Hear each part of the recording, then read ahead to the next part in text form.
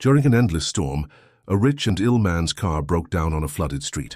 When he knocked on the door of a small, simple home, he found a poor girl who looked at him without fear, only with a sad silence. In that quiet home, his heart found healing in something science could never explain. If you were touched by this beautiful story of resilience and love, don't forget to subscribe to our channel and tell us which city you're watching from. Continuing. The raindrops pounded against the windshield of Robert Wilson's Bentley like an angry mob demanding entrance. The luxury vehicle that had carried him faithfully through the streets of New Orleans for years had finally surrendered to the rising waters of the lower Ninth Ward. Robert sat motionless behind the wheel, his tailored Armani suit soaked with sweat despite the air conditioning that had been working moments earlier. His chest tightened as another wave of pain surged through him. "Not now," he whispered, reaching into his jacket pocket for his medication.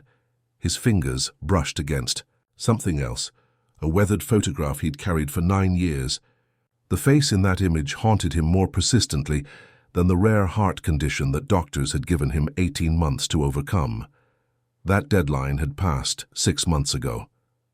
The water was rising quickly around the car. In the distance, lightning illuminated the sky, revealing the silhouettes of modest homes that had somehow survived Hurricane Katrina and the subsequent storms that periodically threatened the city. Robert knew he couldn't stay in the vehicle. With trembling hands, he tucked the photograph securely into his inner pocket and pushed open the door against the pressure of the floodwater. The warm Louisiana rain assaulted him immediately, plastering his thinning gray hair to his forehead. At 57, Robert Wilson had accomplished everything he'd set out to do in life, building Wilson Enterprises into a real estate empire that had reshaped the New Orleans skyline. Everything except facing what he'd left behind in this very neighborhood nearly a decade ago. He trudged through knee-deep water, each step a negotiation with his failing body. The rain obscured his vision, but muscle memory guided him down the street. He knew exactly where he was, though he'd spent years trying to forget. His Italian leather shoes, now ruined, slipped on the submerged sidewalk, nearly sending him face first into the murky flood. A small shotgun house at the end of the street caught his attention, its porch light a beacon in the stormy darkness. Unlike the other homes, this one had a newer foundation, raised several feet higher than its neighbors. Robert hesitated. The irony wasn't lost on him that the one house that might offer him salvation was the very one he'd anonymously paid to have renovated after Katrina, making sure the contractor added extra elevation to protect against future floods. He approached slowly, each step heavier than the last. The pain in his chest intensified, and he grabbed the porch railing to steady himself. Through the window, illuminated by the warm light inside, he saw her.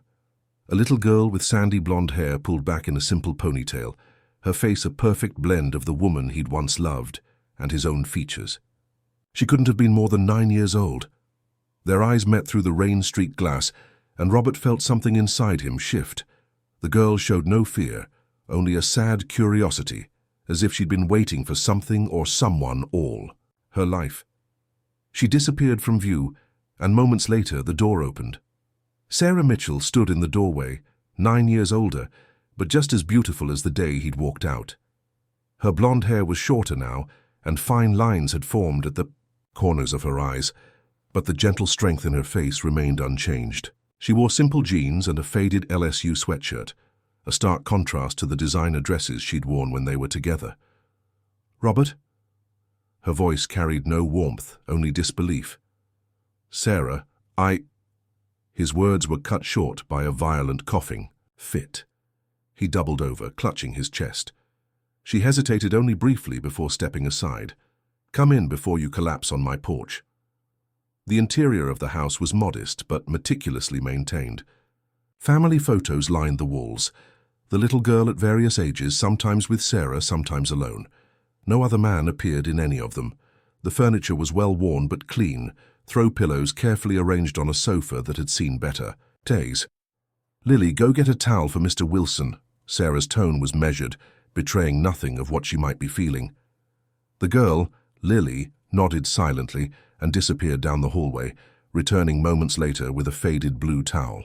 She handed it to Robert, their fingers brushing briefly. Her touch sent an electric current through him, a connection he couldn't explain. "Thank you," he managed, his voice barely audible over the sound of rain pounding the tin roof. "You're sick," Sarah stated flatly.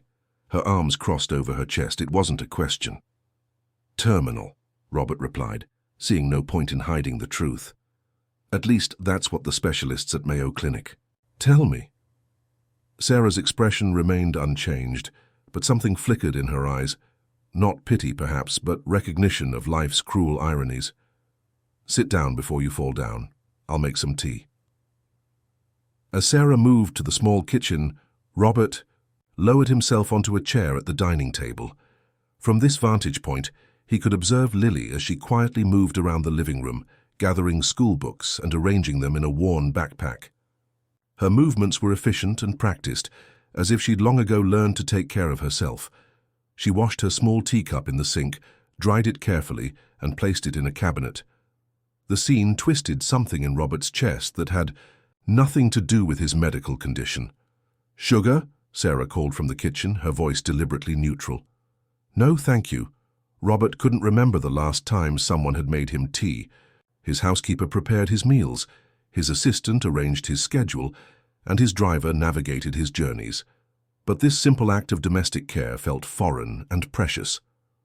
Sarah placed a steaming mug in front of him and sat across the table, her own tea untouched.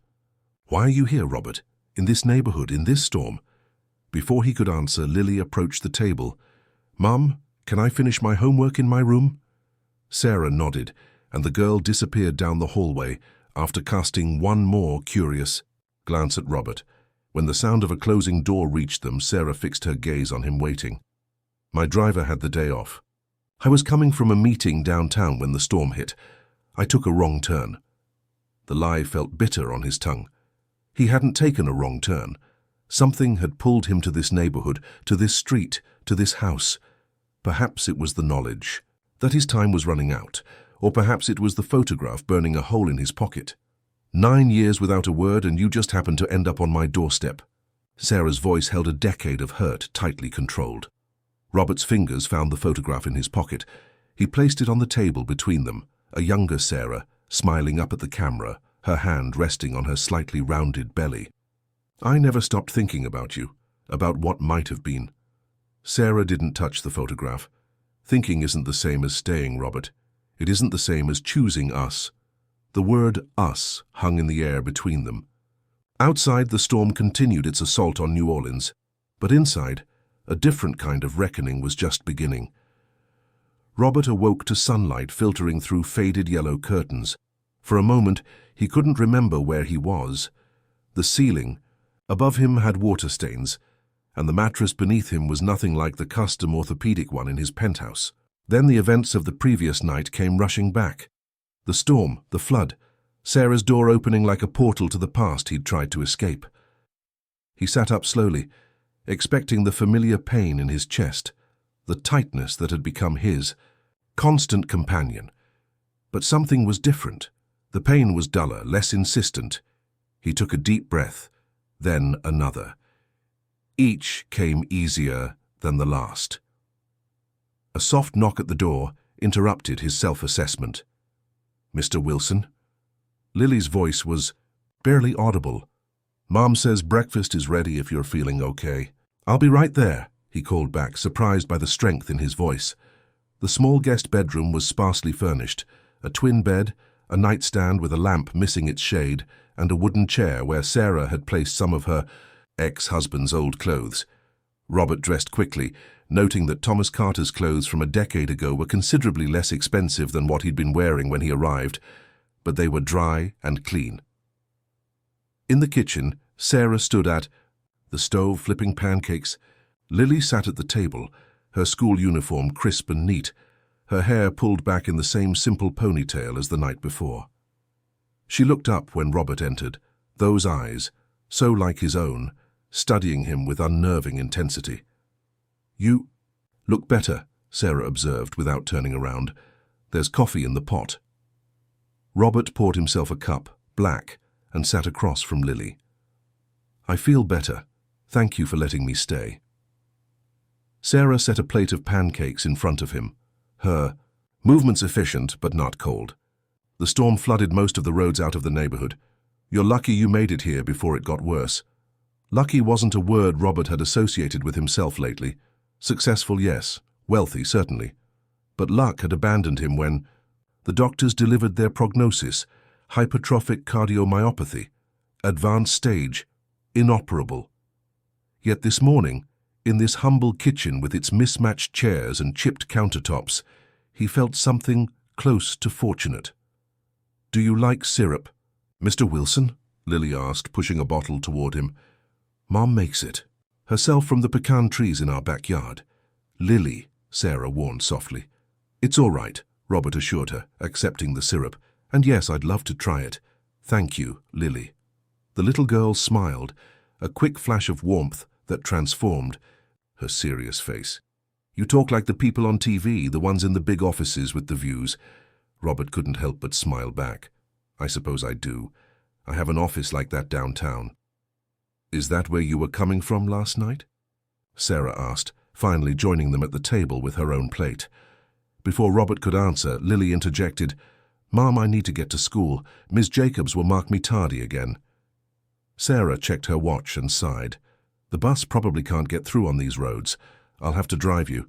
"I can take her," Robert offered, then backtracked when he saw Sarah's expression. "I mean, I can drive both of you. My car is, well, it's underwater somewhere, but I can call for a car service." "We don't need your fancy cars, Robert," Sarah replied, her voice tight. But then she glanced out the window at the receding floodwaters and sighed again. "But I can't afford to miss another shift at the hospital. My supervisor already warned me about my attendance." "You work at a hospital?" Robert asked, genuinely surprised. The Sarah he'd known had been studying art history at Tulane. "I'm a nurse at Tulane Medical Center, pediatric ward." She stood and began clearing plates. "I went back to school after Lily was born." Robert felt a surge of admiration mixed with shame. While he'd been building his empire, she'd been building a life, one that involved helping others and raising a child alone. "Please," he said softly, "let me help with transportation." "It's the least I can do." 20 minutes later, a black SUV pulled up in front of the house. The driver, a middle-aged man named Frank, whom Robert had used for years, kept his surprise in check when he saw his employer emerge from the modest home in borrowed clothes. "Good morning, Mr. Wilson," he said professionally, opening the rear. Lily's eyes widened. "You have your own driver?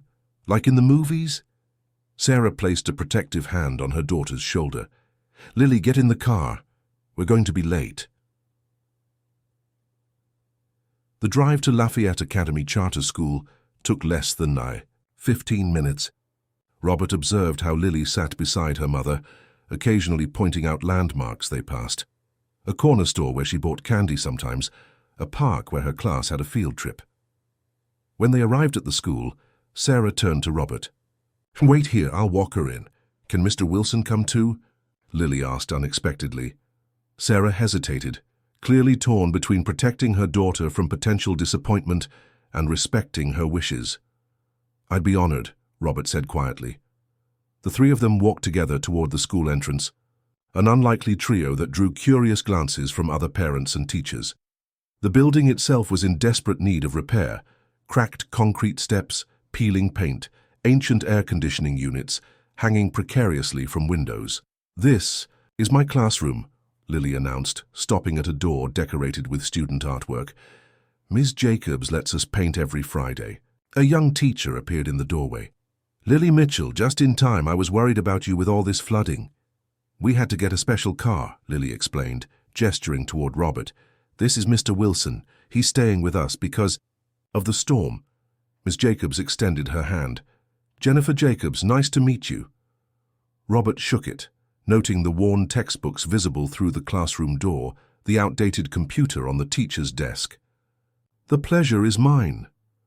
After Lily disappeared into the classroom, Sarah checked her watch again. "I need to get to work. The hospital is sending cars for essential personnel." "I can drive you," Robert offered.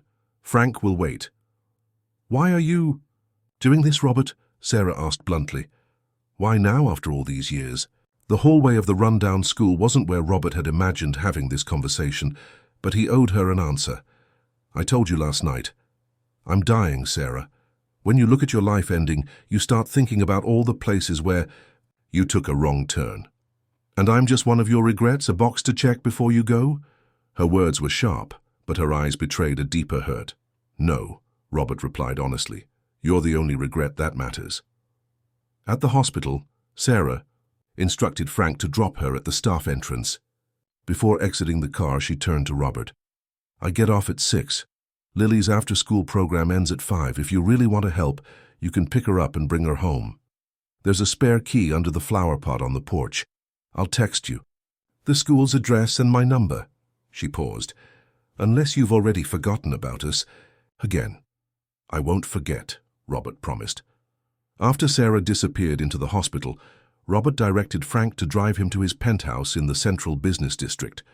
As the SUV navigated the still flooded streets of New Orleans, Robert found himself thinking not about the meetings he needed to reschedule or the calls he should return, but about a little girl with serious eyes and a woman who had rebuilt her life without him. In his luxurious bathroom, Robert stood before the mirror, studying his reflection. The gaunt face and sunken eyes that had greeted him every morning for months looked somehow different. He placed a hand on his chest, feeling the steady rhythm of his heart. Curious, he reached for the prescription bottles lined up on the counter and took his daily cocktail of medications. Later that afternoon, as Robert prepared to leave his penthouse to pick up Lily, his phone rang. It was Dr. Reynolds, his cardiologist. Robert, I've been trying to reach you since yesterday. Your test results came in. I need you to come to the office immediately. Is something wrong? Robert asked, already reaching for his keys. That's just it, Dr. Reynolds replied, confusion evident in his voice. According to these results, everything is right. Your heart function has improved dramatically. I've never seen anything like it. The waiting room of Dr. Reynolds' cardiac specialty practice bore all the hallmarks of catering to New Orleans elite. Plush leather chairs, abstract art on the walls, and a coffee machine that cost more than what many people earned in a month. Robert sat with uncharacteristic impatience, his leg bouncing as he checked his watch repeatedly. It was already 4:30 p.m., and he had promised to pick up Lily by 5. Mr. Wilson, the nurse called his name, and he followed her to an examination, a room where Dr. Reynolds was reviewing charts on a tablet. Robert, the doctor greeted him, his expression a mixture of confusion and cautious optimism. I've been your cardiologist for 3 years now, and I've never seen anything like this. Your ejection fraction has improved by 20%. The thickening of your heart muscle appears to be receding. Your enzyme levels are normalizing.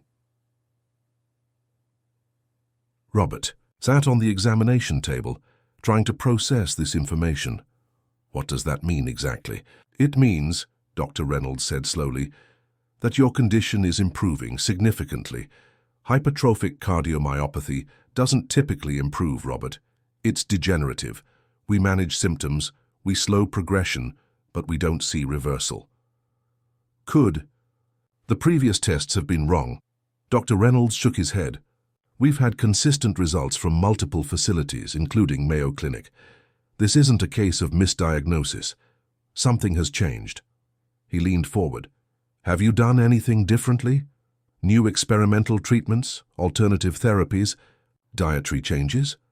Robert thought about the last 24 hours, the storm finding Sarah's house, sleeping in a bed that wasn't his, eating homemade pancakes at a kitchen table with a child who looked at him with curious eyes. Nothing significant, he replied. After a thorough examination, more blood draws, and an ECG that showed marked improvement, Robert was finally free to leave. He glanced at his watch, 4:55 p.m. He wasn't going to make it to Lily's school on time. He called Frank, who was waiting outside, and asked him to pick up Lily while he took a taxi to Sarah's house. As he sat in the back of the cab, watching the familiar New Orleans streets pass by, Robert found himself wondering if there was a connection between his improving health and his return to Sarah and Lily's lives. The rational businessman in him dismissed the idea as superstitious nonsense. But another part, a part that had perhaps been dormant for too long, wondered about things beyond rational explanation. When he arrived at Sarah's house, he used the spare key to let himself in. The modest home felt different in daylight, smaller but somehow more alive. Photographs he hadn't noticed the night before caught his attention. There was Sarah in a nursing school graduation gown, holding a toddler Lily. Lily on what appeared to be her first day of school, her backpack almost as big as she was. The two of them at a Christmas tree lighting in Jackson Square, their faces illuminated by the glow of thousands of lights. A life documented.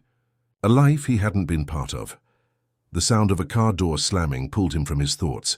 Through the window he could see Frank helping Lily from the SUV, her small hand engulfed in his as she carefully navigated a puddle. Robert opened the front door. "Thank you, Frank," he called. "I appreciate you picking her up." Lily bounded up the steps, her backpack bouncing against her small frame. "Mr. Wilson, your driver told me you had to go to the doctor. Are you sick like my mom?" says. The directness of her question caught Robert off guard. "I was sick," he answered truthfully, "but I'm feeling much better today."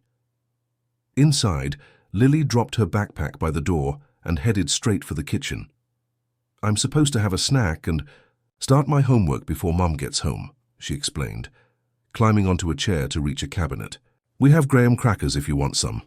Robert watched as she efficiently prepared her after-school routine, graham crackers arranged on a napkin, a small glass of milk poured with extreme concentration, a folder of homework extracted from her backpack. There was something both heartbreaking and awe-inspiring about her self-sufficiency.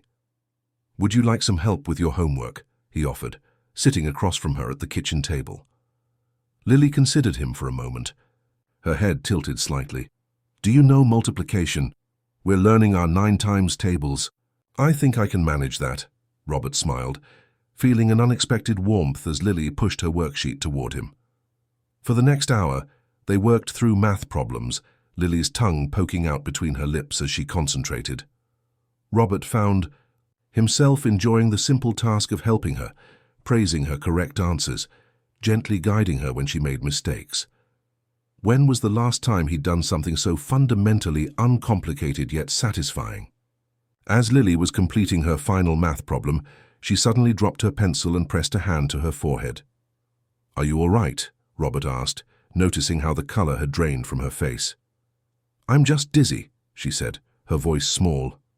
"It happens sometimes." Robert moved to her side of the table, instinctively placing a hand on her forehead. She felt warm. "How long have you been feeling dizzy?" "A few days," Lily admitted. "I told Mom, but she said it's probably just allergies. She worries too much about money for doctor visits." The statement, delivered with a child's innocent honesty, hit Robert like a physical blow. Sarah was worrying about money for doctor visits while he had a team of specialists at his disposal.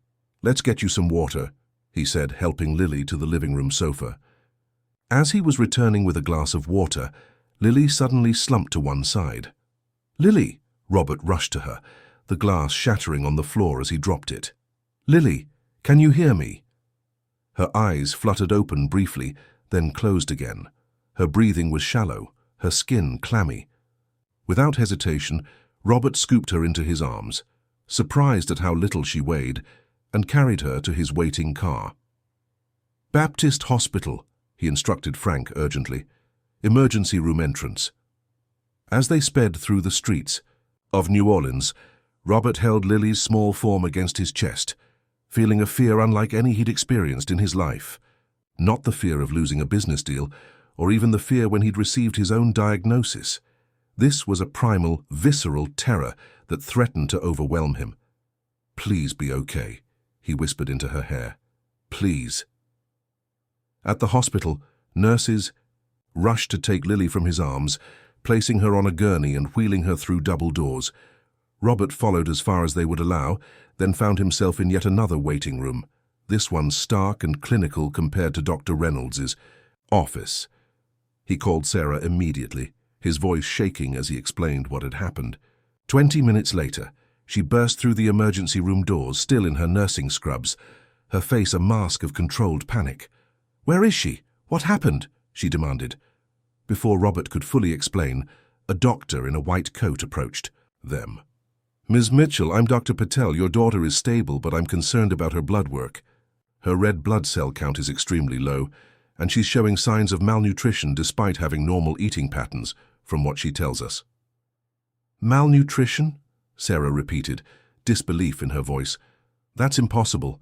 She eats well. I make sure of it." "Sometimes the body doesn't absorb nutrients properly," Dr. Patel explained gently. "We'd like to run more tests, possibly keep her overnight for observation."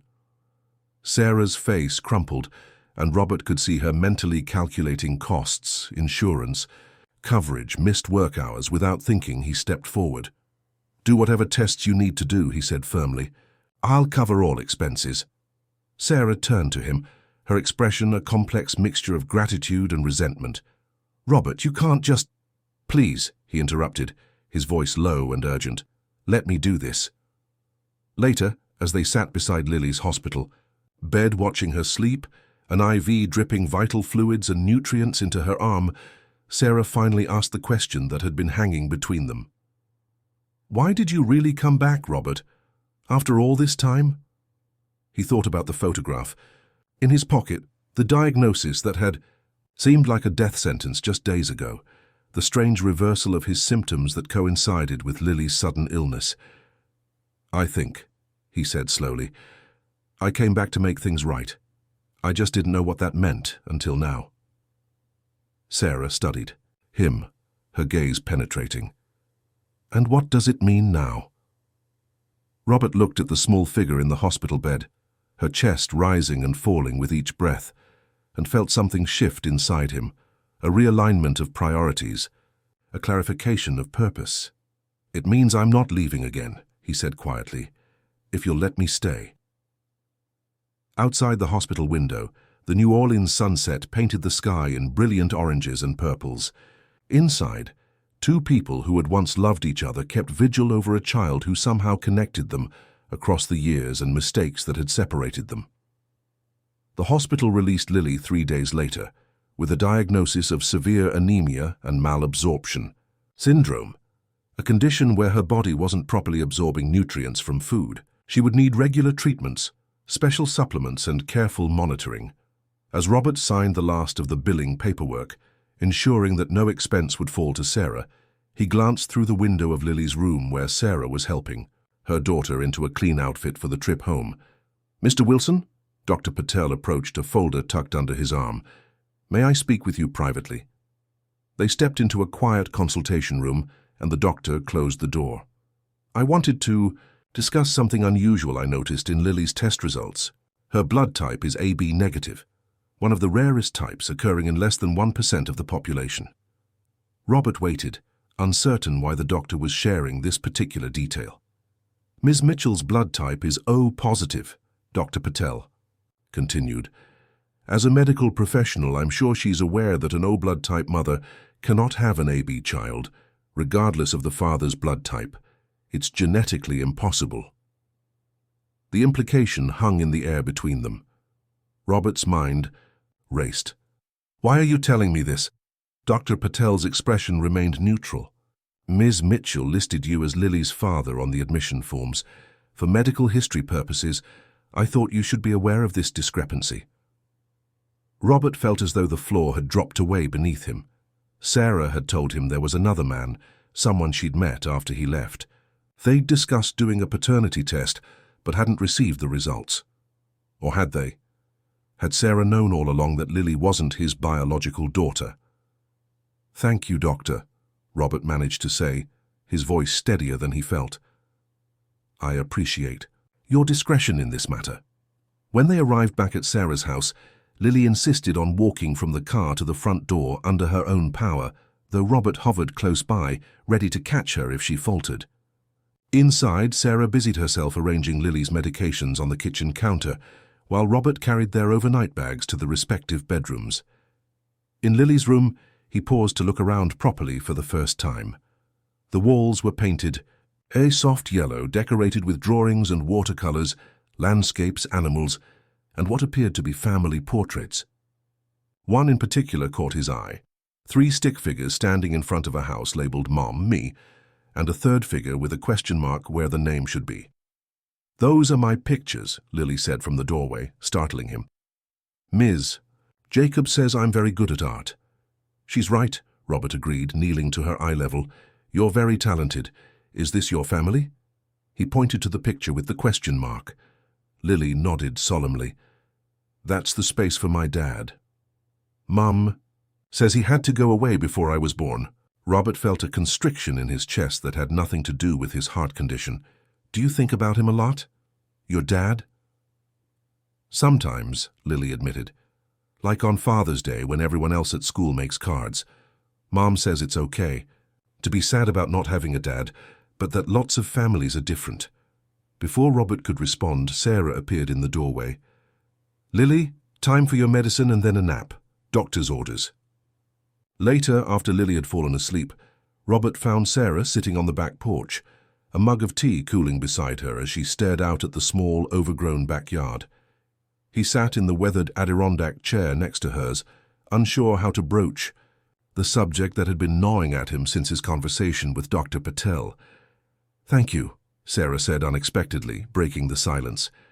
"For what you did at the hospital. The medical bills would have—" She trailed off, shaking her head. "You don't need to thank me," Robert replied. "It's the least I could do." Sarah turned to look at him, her expression guarded. "Is that what this is about? Guilt?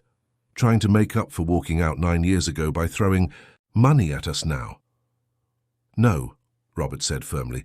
"This isn't about guilt or money. It's about—" He hesitated, searching for the right words. "It's about finally doing what I should have done years ago, being here, being present." "For how long?" "Robert, until you get bored, until your business needs you, until the next woman catches your eye." The bitterness in her voice was palpable. "I told you at the hospital. I'm not leaving again." He met her gaze steadily. "My priorities have changed. Seeing Lily collapse, seeing you worry about medical bills when I have more money than I could spend in 3 lifetimes, it made me realize how meaningless it all is if I can't use it to help the people who matter." Sarah's expression softened slightly. "And we matter, after all this time." "You've always mattered," Robert admitted quietly. "I was just too selfish to see it." They sat in silence for a moment, the humid New Orleans air heavy around them. Finally, Robert gathered his courage. "Sarah, there's something I need to ask you. Dr. Patel mentioned something about Lily's blood type." Sarah's face drained, of color. "He had no right to discuss that with you." "So it's true? Lily isn't biologically mine?" Sarah stood abruptly, wrapping her arms around herself. "Does it matter? You walked out before she was born. You didn't want to be a father then. What difference does biology make now?" "It doesn't," Robert realized as he said it. "It doesn't change how I feel about her. I just want to understand." Sarah sank back into her chair, suddenly looking exhausted.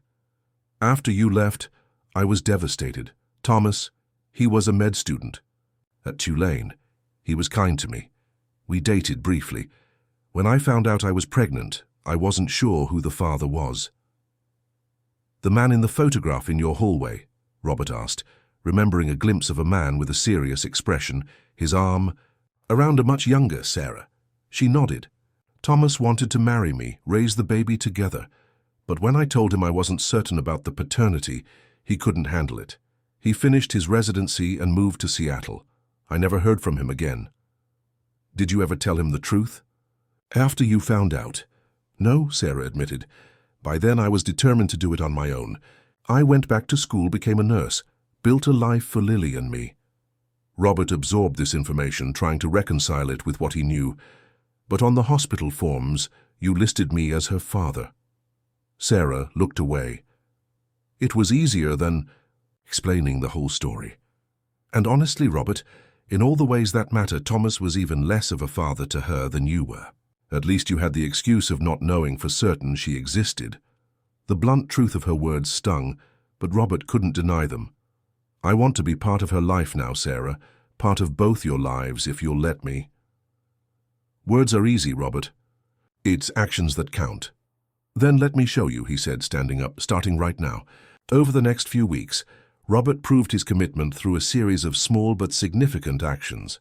He arranged for the best specialists to monitor Lily's condition. He was present for morning breakfasts and evening homework sessions. He fixed the leaking roof, repaired the broken porch steps, and hired a landscaper to tame the overgrown backyard, transforming it into a space where Lily could play safely as her strength returned. At Sarah's insistence, he maintained his own apartment downtown, but spent most days at their house. He rearranged his work schedule, delegating responsibilities to his executive team for the first time in his career. His assistant, Marion, nearly fainted when he announced he would be taking afternoons off and working remotely 3 days a week. On T-cell.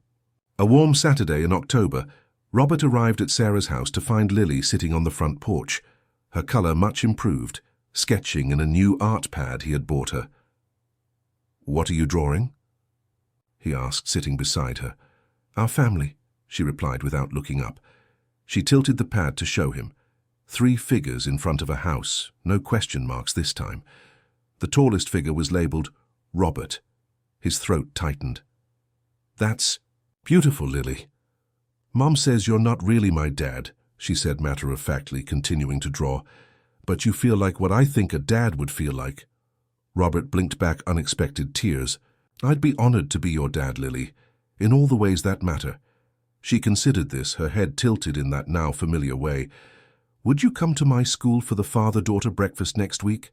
Joey Matthews made fun of me last year because I had to bring my uncle instead." "Wild horses couldn't keep me away," Robert promised, placing an arm around her small shoulders. Inside, Sarah was folding laundry at the kitchen table. She looked up when they entered, her expression softening at the sight of them together. "Lily asked me to attend the father-daughter breakfast at school," Robert told her, a question in his voice. Sarah nodded, a small smile playing at the corners of her mouth. "I think that would be nice."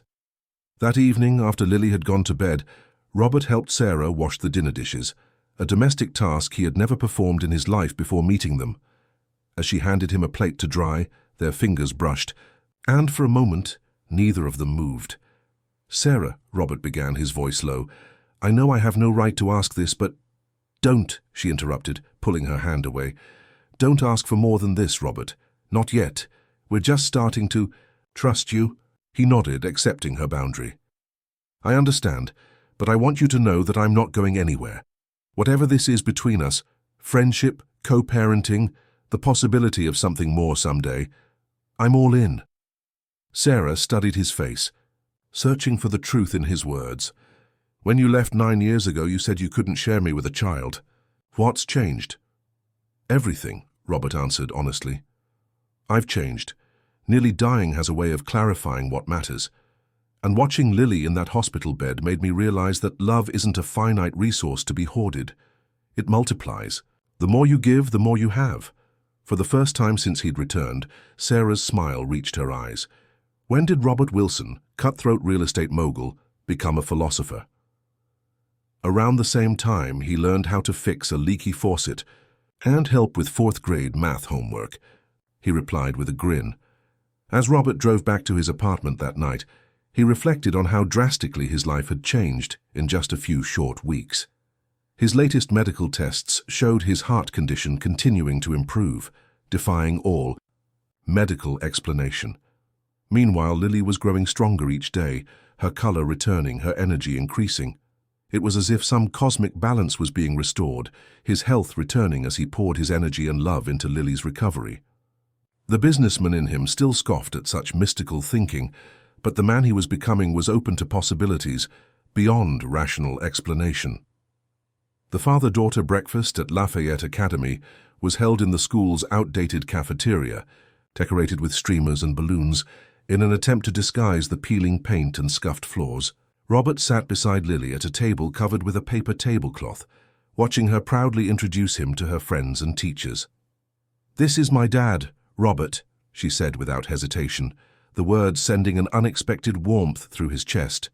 She had insisted on wearing her best dress, a yellow sundress with small daisies embroidered around the hem that Sarah had found on clearance at Target.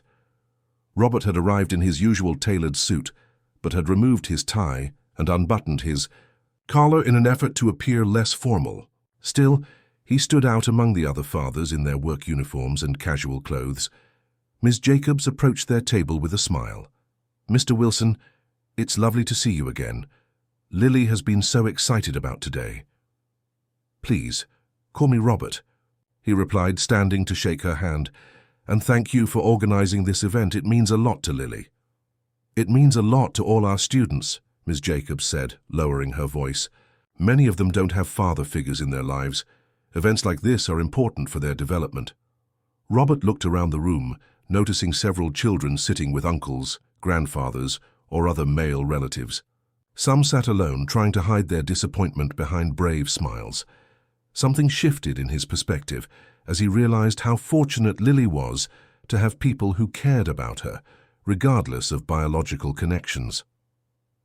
"The school seems to be facing some challenges," Robert observed, noting the outdated facilities. Mrs. Jacobs sighed. "Budget cuts hit schools like ours the hardest. We do what we can with limited resources." After the breakfast, as parents toured the classrooms, Robert lingered in the hallway, studying the building's infrastructure with a developer's eye. The school had good bones but needed significant investment: new wiring, updated plumbing, modern HVAC systems. The playground equipment was rusted, the library books outdated, the computer lab equipped with machines that belonged in a museum. By the time he dropped Lily back at home, a plan was forming in his mind. "How was the breakfast?" Sarah asked, greeting them at the door. "Dad knew how to cut my pancakes perfectly," Lily announced, skipping past her mother into the house. "And he talked to Principal Martinez about the leaky ceiling in our classroom." Sarah raised an eyebrow at Robert. "Dad?" "It just happened naturally," he explained with a shrug, trying to hide how much the simple word had affected him. "Listen, Sarah, I've been thinking about Lily's school. It needs serious renovation." "Tell me something I don't know," Sarah replied, leading him to the kitchen where she poured them both coffee. "Every year they cut more from the budget. Last year they eliminated the art program until parents organized a fundraiser." "What if I could help?" Robert proposed, warming his hands around the coffee mug. "My foundation could provide funding for renovations, technology upgrades, maybe even restore the art program." Sarah eyed him skeptically. "Your foundation?" "Well, technically it doesn't exist yet," Robert admitted, "but it will by Monday morning." 2 weeks later, Robert stood before the Lafayette Academy School Board, presenting his proposal for a comprehensive renovation project funded by the newly established Wilson Foundation. The board members listened with a mixture of disbelief and cautious optimism as he outlined plans for new classrooms, a state-of-the-art computer lab, an expanded library, and a proper art studio. "Mr. Wilson," Principal Martinez said when he finished, "this is extraordinarily generous. May I ask what prompted such interest in our school?" Robert thought about Lily's proud smile as she introduced him as her dad. "Let's just say I've recently gained a personal interest in the education of New Orleans children, particularly those in underserved communities."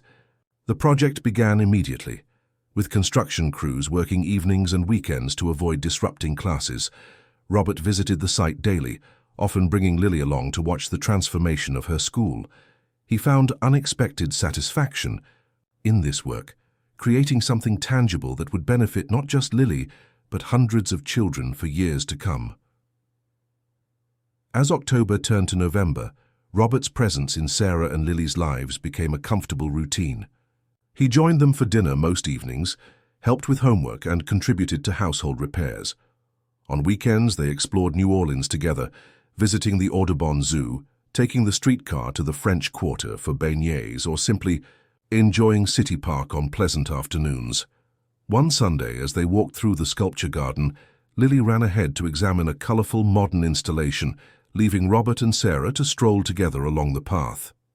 "You've changed," Sarah observed, her tone neutral but her eyes warm. "The Robert I knew wouldn't have spent his Sunday at a park when he could be closing deals." "The Robert you knew was an idiot," he replied with a rueful smile.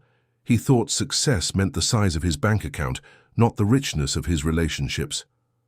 Sarah laughed, a sound that still made his heart skip in a way unrelated to his medical condition. Well, I won't argue with that assessment.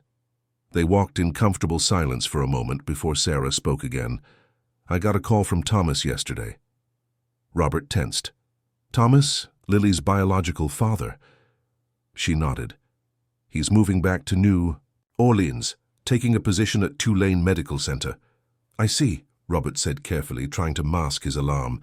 Did he say why he's coming back? A prestigious job offer, apparently.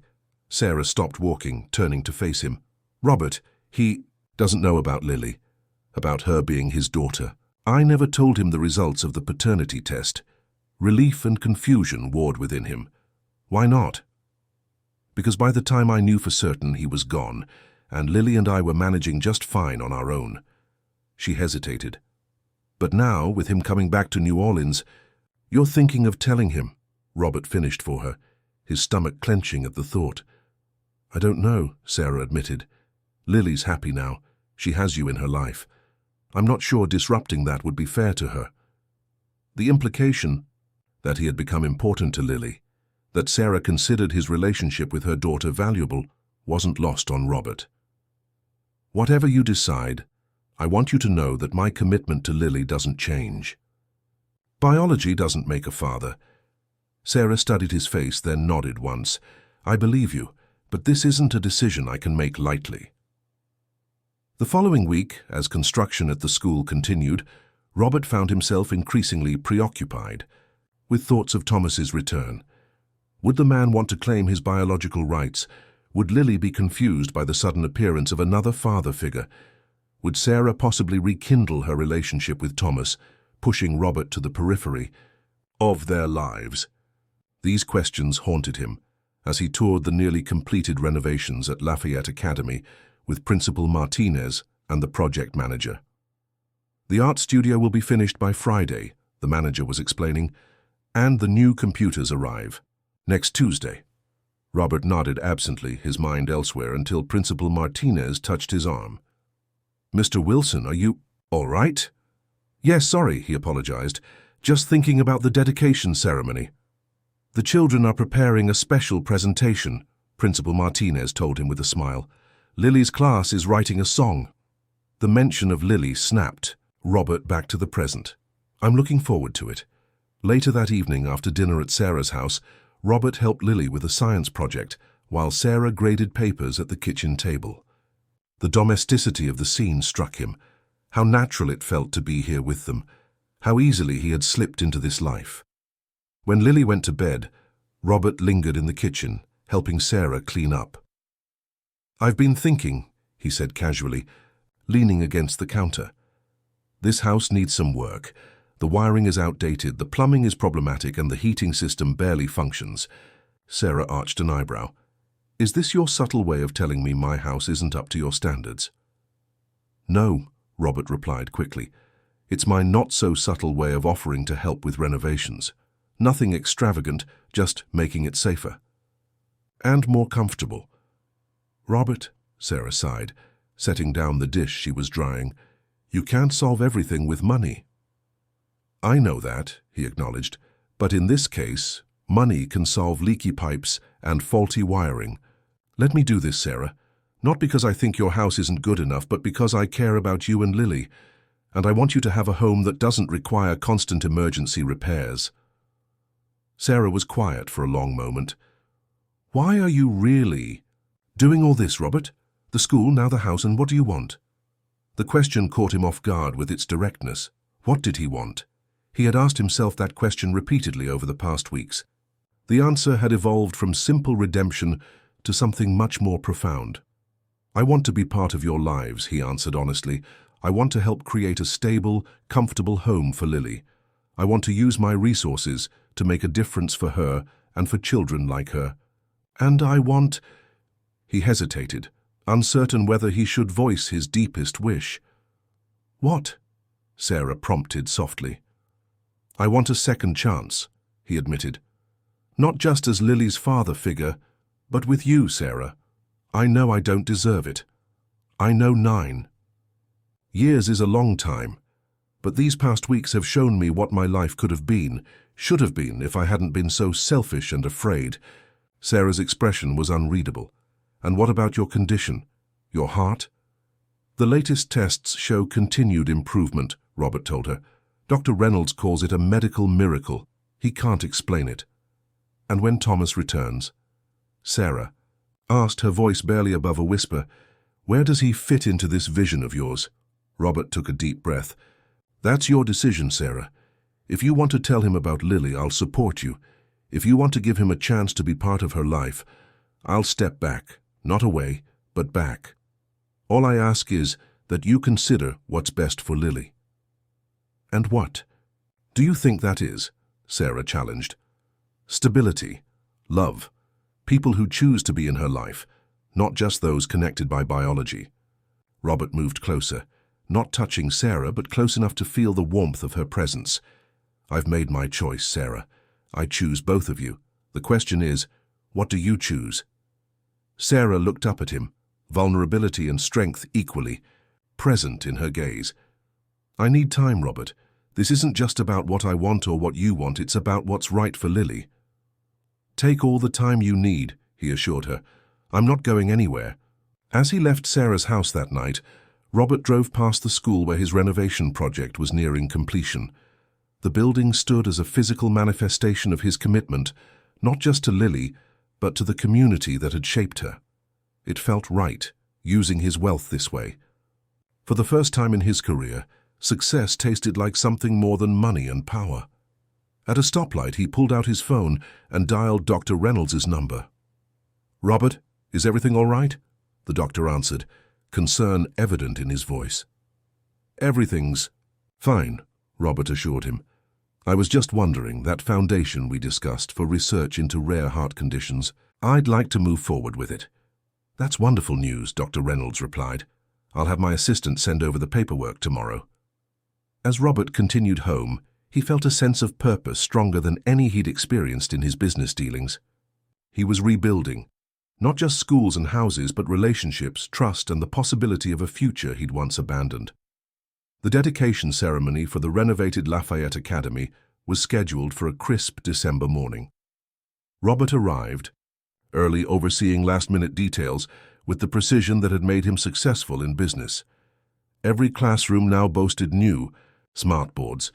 The library shelves were filled with current books, and the art studio gleamed with supplies that would have made professional artists envious. Mr. Wilson, Principal Martinez greeted him, her usual professional demeanor softened by genuine gratitude. I hardly recognize our school. You've transformed it completely. The transformation is just beginning, Robert replied, handing her an envelope. The foundation has established an endowment to ensure ongoing maintenance and program funding. No more bake sales required. Principal Martinez opened the envelope, her eyes widening as she read the document inside. This ensures stability for years to come. That's the idea, Robert said with a smile. Every child deserves a chance to learn in an environment that values them. As guests began arriving for the ceremony, Robert spotted Sarah entering, with Lily, who wore a new blue dress they had purchased together last weekend. His heart swelled at the sight of them, his unexpected family, still tentative in its formation, but increasingly precious to him. "Dad!" Lily called, breaking away from Sarah to run toward him. "Miss Jacobs says I get to cut the ribbon because I helped design the mural in the art room." Robert knelt to her level, straightening the collar of her dress. "That's a big responsibility. Are you ready for it?" Lily nodded solemnly. "Mom helped me practice with scissors last night." Over Lily's head, Robert's eyes met Sarah's. She offered a small smile, and he felt the familiar warmth her presence always brought. They hadn't discussed Thomas's impending arrival since their conversation in her kitchen, but the knowledge of it hovered between them, an uncertainty in their carefully constructed routine. The ceremony proceeded smoothly. Speeches from Principal Martinez and the school board president, a ribbon cutting by Lily, whose serious expression drew affectionate laughter from the audience, and a tour of the renovated facilities. The highlight was the children's performance, a song composed by Lily's class, accompanied by instruments donated through the Wilson Foundation. As Robert watched Lily sing with her classmates, her voice clear and confident, he was struck by how much she had changed since he'd first seen her through the rain-streaked window months ago. The sad curiosity in her eyes had been replaced by joyful assurance. She was thriving, in school, in health, and in spirit. After the ceremony, as parents and children mingled in the new cafeteria, enjoying refreshments, Robert felt a tap on his shoulder. He turned to find a man he didn't recognize, tall, with salt and pepper hair and wire-rimmed glasses, wearing a tailored suit that rivaled Robert's own. "Robert Wilson?" the man inquired, extending his hand. "Thomas Carter. I believe we have a mutual acquaintance." Robert felt his body tense as he shook the hand of Lily's biological father. "Dr. Carter, I wasn't aware you had arrived in New Orleans already." "Just got in yesterday," Thomas replied, his gaze moving past Robert to where Sarah stood across the room, helping Lily with a cup of punch. "Sarah mentioned this ceremony. Impressive work you've done here." "Thank you," Robert said stiffly, uncertain how to navigate this unexpected encounter. "Are you settling in well at Tulane Medical Center?" "The facilities are excellent," Thomas answered, his attention still focused on Sarah and Lily. "Is that her? Sarah's daughter?" The possessive instinct that surged through Robert took him by surprise. "Yes, that's Lily. She's 9.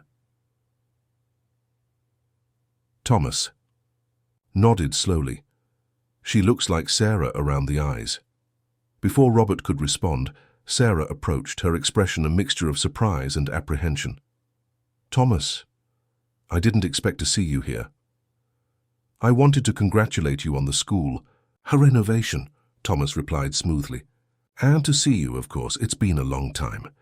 Sarah glanced between the two men, clearly uncomfortable with the situation. "Yes, it has. Thomas, I'd like to introduce you to my daughter, Lily." As Sarah called Lily over, Robert watched. The girl approached curiously, studying the stranger with the same thoughtful gaze she'd first directed at him months ago. "Lily, this is Dr. Carter," Sarah explained. "He's an old friend of mine who just moved back to New Orleans." "Are you the kind of doctor who gives shots?" Lily asked skeptically, maintaining a safe distance. Thomas laughed, a warm sound that made Robert irrationally annoyed. "No, I'm a surgeon. I fix hearts." "My dad has a heart condition," Lily stated matter-of-factly, reaching for Robert's hand. "But he's getting better." The simple statement, and the casual way she claimed him as her father, filled Robert with a fierce pride. He squeezed her small hand gently, meeting Thomas's surprised gaze with steady confidence. "Your dad?" Thomas looked from Lily to Robert to Sarah, confusion evident in his expression. "Robert has been an important part of our lives these past few months," Sarah explained carefully. "He's been wonderful with Lily." Thomas's expression tightened almost imperceptibly. "I see. Well, it was lovely to meet you, Lily. Perhaps we could all have dinner sometime soon. I'd love to catch up properly, Sarah." After Thomas departed, an awkward silence fell between Robert and Sarah as they watched Lily rejoin her classmates. "That was unexpected," Sarah finally said. "He doesn't know," Robert observed, "about being Lily's biological father." Sarah shook her head. "No. And seeing him again, it's complicated." "Is it?" Robert asked quietly. "Do you still have feelings for him?" "That's not a fair question, Robert," Sarah replied, her voice low. "Thomas and I have history just like you and I do, but that's not what this is about. This is about what's best for Lily." The remainder of the day passed in a blur of activities, the final tours of the school, the clean-up, the drive back, to Sarah's house where Robert had promised to help Lily with a new art project inspired by the studio at school. But beneath the routine interactions, tension simmered. Thomas's appearance had disturbed the delicate balance they had established. That evening, after Lily had gone to bed, Robert found Sarah on the back porch, wrapped in a sweater against the December chill. The renovations to her house had begun the previous week, but the back porch remained untouched, a weathered wooden structure that creaked under their weight as he sat beside her. "I've been thinking," Sarah began without preamble. "About Thomas, about Lily, about everything." Robert remained silent, allowing her the space to gather her thoughts. "When you left 9 years ago, I thought my heart would never recover, she continued, staring out into the darkness of the backyard. Thomas helped me through that time. He was kind, stable, everything you weren't. But I never loved him the way I loved you. The admission hung in the air between them. Robert fought the urge to reach for her hand, sensing she wasn't finished. When I found out I was pregnant, part of me hoped the baby was yours. Isn't that strange? After you abandoned me, I still wanted that connection. Sarah laughed softly, the sound tinged with old pain. When the paternity test showed Thomas was the father, I couldn't bring myself to tell him. I was afraid he would try to take control, make decisions about our child, maybe even seek custody. I couldn't risk losing her, too. And now, Robert prompted gently when she fell silent. Now I have a successful career. Lily is thriving. And you— Sarah turned to look at him. You came back, changed. Or maybe you're the same Robert I fell in love with, just finally allowing yourself to be that person fully. I'm trying to be the man you deserved back then, Robert admitted. The man Lily deserves now. Sarah nodded slowly. I believe that. But Thomas has rights too. Biological rights that can't be dismissed, no matter how present you've been these past months. The statement felt like a blow, though Robert had been preparing himself for it since learning of Thomas's return. You're going to tell him? Think I have to, Sarah replied. Not because I want him in our lives, but because it's the right thing to do, and because Lily deserves to know the truth. And where does that leave me? Robert asked, voicing the fear that had been building since Thomas's appearance at the school. Where does that leave us? Sarah reached for his hand then, her touch warming him more effectively than any coat could have. That depends on you, Robert. Thomas may be Lily's biological father, but you've been more of a dad to her in 3 months than he has in 9 years. As for us, she hesitated. I need to know this isn't temporary, that you won't walk away again when things get complicated. Things are already complicated, Robert pointed out with a rueful smile. I'm still here. Yes, you are, Sarah acknowledged, squeezing his hand. And that means more than you know. The next morning, Robert arrived at Sarah's house earlier than usual, having barely slept. The conversation on the porch had left him feeling both hopeful and uncertain. Sarah's admission that she had once loved him deeply, contrasting with her decision to bring Thomas into their lives. He found Sarah and Lily in the kitchen, making pancakes shaped like snowmen in honor of the season. Though snow in New Orleans was a rare occurrence, Lily's face lit up when she saw him. Dad, Mom says we can go ice skating at the rink they set up in Jackson Square. Can you come with us? The simple invitation, delivered with such eager expectation, made Robert's chest tighten with emotion. I wouldn't miss it for anything, Lily Pad. The nickname had emerged spontaneously a few weeks earlier, and Lily had adopted it with delight. Now she grinned at him, pancake batter smeared across one cheek. I've never been ice skating before. What if I fall? Then I'll help you back up, Robert promised, meeting Sarah's gaze over Lily's head. That's what dads do. After breakfast, as they prepared to leave for the ice rink, Sarah's phone rang. She glanced at the screen, her expression tightening. It's Thomas. I should take this. While Sarah spoke, with Thomas in the kitchen, Robert helped Lily put on her coat and scarf.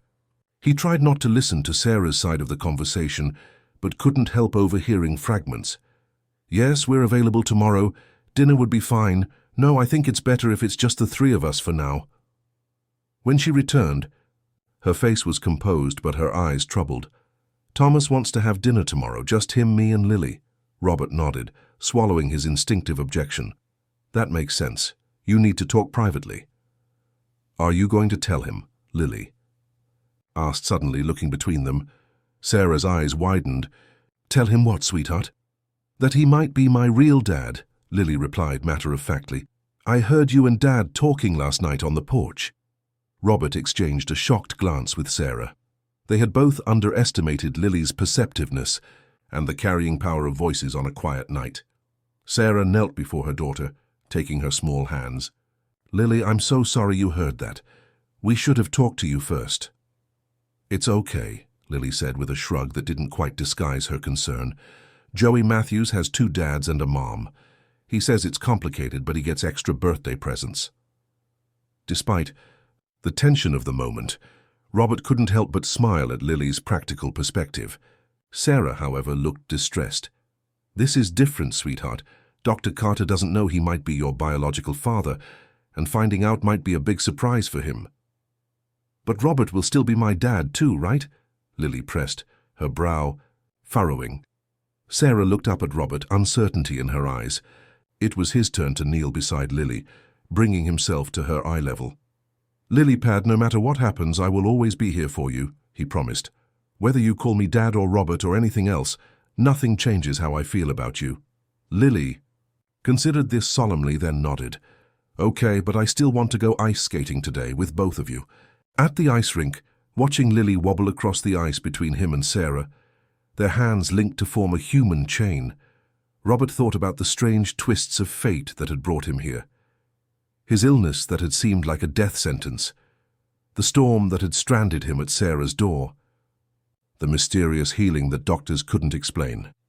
For the first time, he allowed himself to consider that perhaps there was meaning in these coincidences, that his illness and recovery, Lily's condition and improvement, their unexpected reunion after 9 years apart, perhaps these weren't random events, but pieces of a larger pattern, a second chance he hadn't known to ask for, but had been given nonetheless. As Lily's laughter echoed across the rink, Robert made a silent vow. Whatever happened with Thomas, whatever Sarah decided, he would remain constant. He had walked away once before, choosing fear over love. He wouldn't make the same mistake again.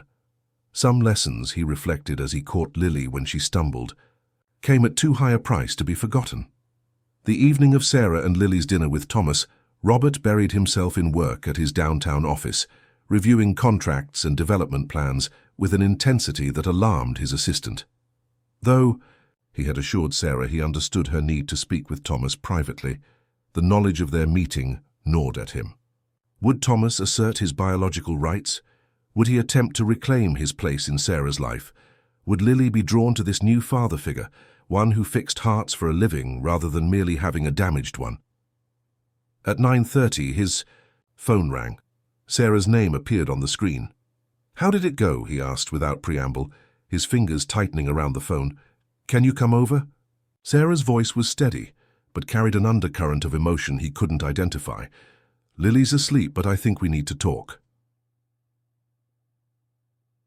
20 minutes later, Robert arrived at Sarah's house, now partially renovated. The new front door, solid oak, with leaded glass inserts, had been installed just days ago. He knocked softly, and Sarah answered immediately as if she'd been waiting by the door. She wore the same outfit she'd had on that morning, jeans and a simple sweater, but something about her seemed different. A certain tension had left, her shoulders replaced by quiet resolve. "Thank you for coming," she said, leading him to the living room where renovation materials were neatly stacked in one corner, waiting for the contractors to return in the morning. "Of course," Robert replied, taking a seat on the sofa. "How did Lily handle everything?" Sarah sat beside him, closer than he expected. "She was amazing. When I told Thomas that she was biologically his daughter, she just looked him straight in the eye and said, 'That's interesting, but I already have a dad.'" A wave of emotions swept through Robert. Pride, relief, and overwhelming love for this remarkable child who had claimed him as surely as he had claimed her. "What did Thomas say?" he asked, dreading the answer. Sarah's lips curved in a small smile. "He was shocked, of course, angry that I hadn't told him years ago, but after the initial reaction he was surprisingly reasonable. He said he's built a life that doesn't include being a father. He has a fiancée in Seattle who's joining him. Here next month. They don't want children. So he doesn't want to be part of Lily's life." Robert tried to keep the hope from his voice. "He wants to know her," Sarah clarified.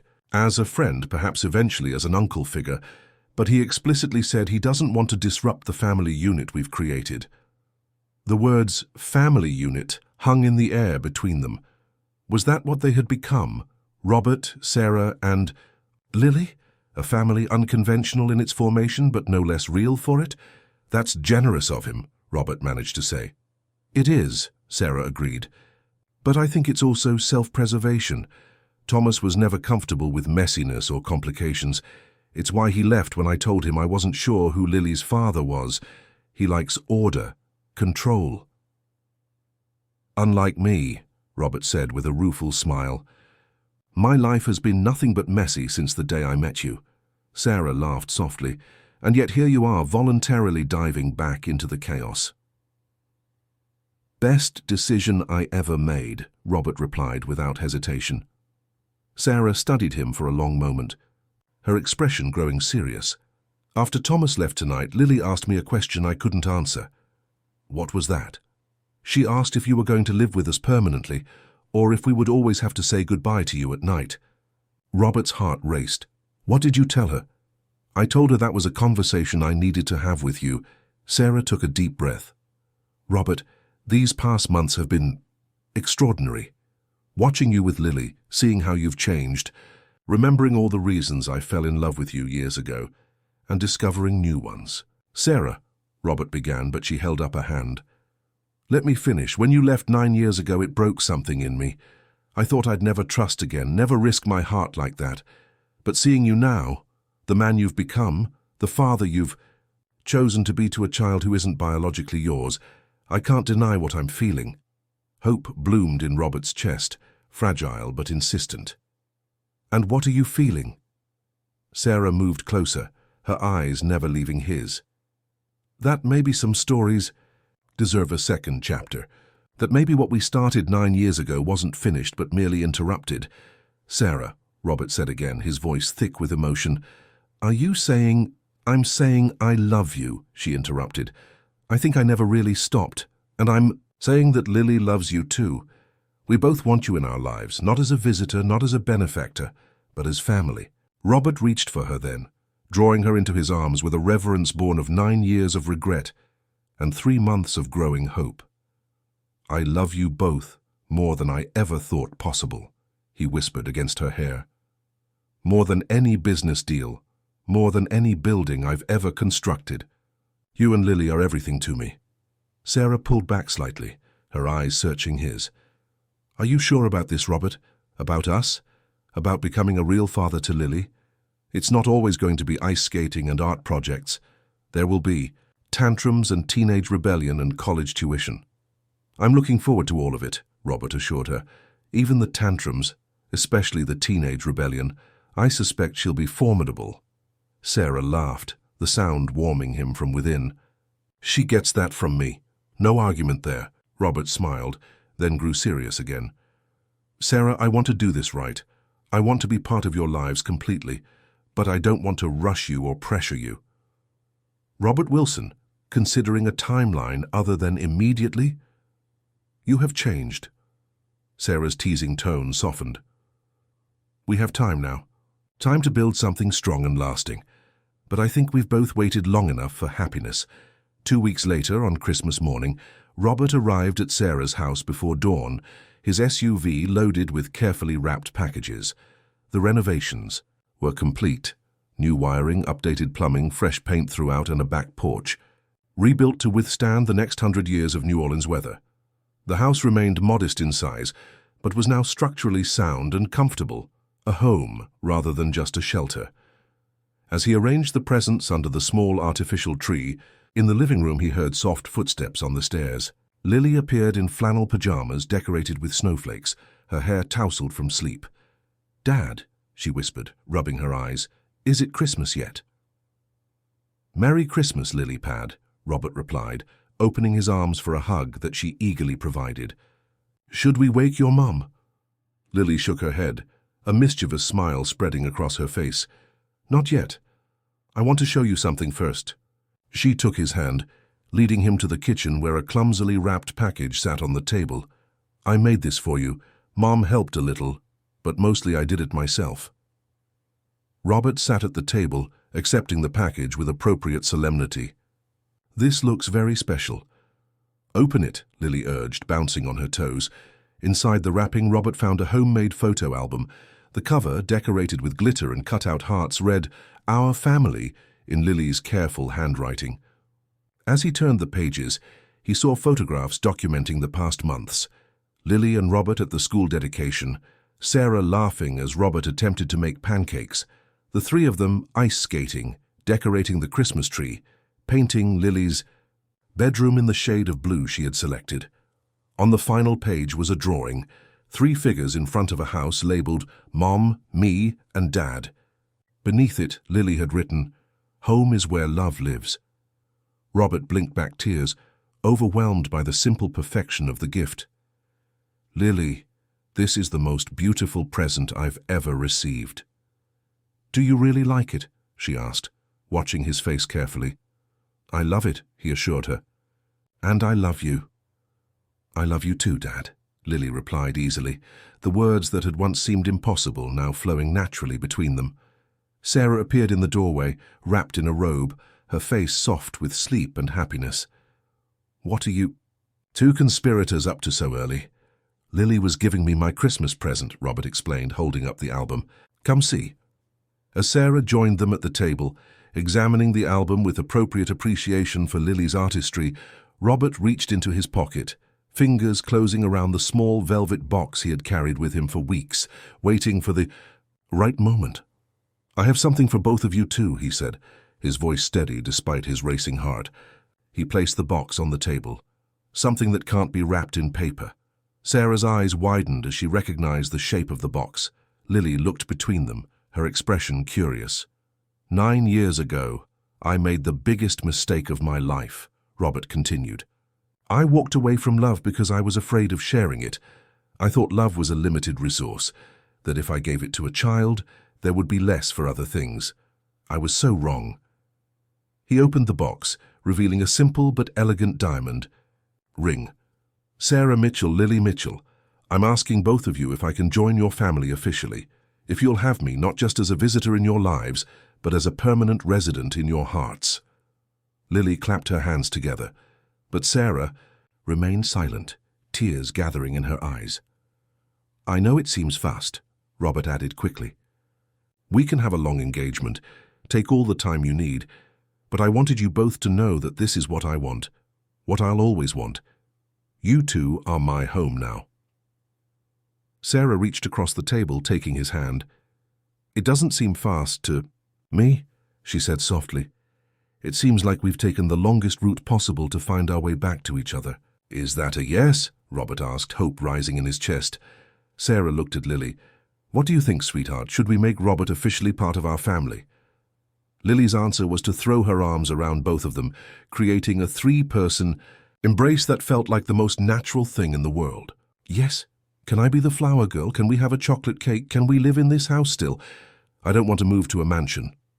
Robert laughed, joy bubbling up within him. "We can live wherever you both want to live.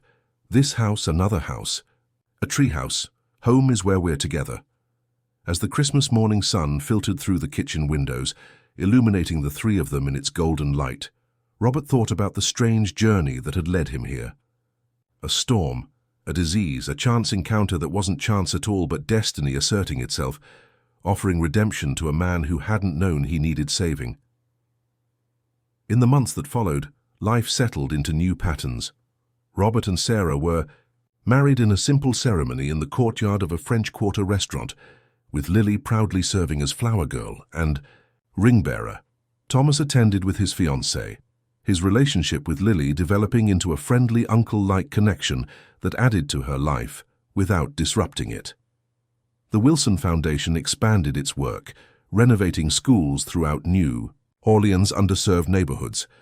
Sarah continued her nursing career, eventually heading the pediatric department at Tulane Medical Center. Robert restructured his business empire, focusing on community development rather than luxury properties, finding far more satisfaction in creating affordable housing than he ever had in building high-rise condominiums. And Lily thrived, her health fully restored, her artistic talents nurtured, her confidence growing. Each evening as Robert helped her with homework or listened to her describe her day, he marveled at the miracle of her existence and the even greater miracle that had brought him into her life. On a warm spring afternoon, almost a year after, the storm that had changed everything, Robert sat on the rebuilt back porch of their home, watching Lily plant sunflowers in the garden beds he had constructed for her. Sarah joined him, handing him a glass of iced tea. "Penny, for your thoughts?" she asked, settling into the chair beside his. "I was just thinking about how differently my life could have turned out," Robert replied, taking her hand. "If I hadn't gotten lost in that storm, if I hadn't ended up on your doorstep." Sarah smiled, the afternoon sun highlighting the gold in her hair. "I don't think you were ever really lost, Robert. I think you were finally finding your way home." In the garden. Lily looked up from her planting, waving at them with dirt-covered hands.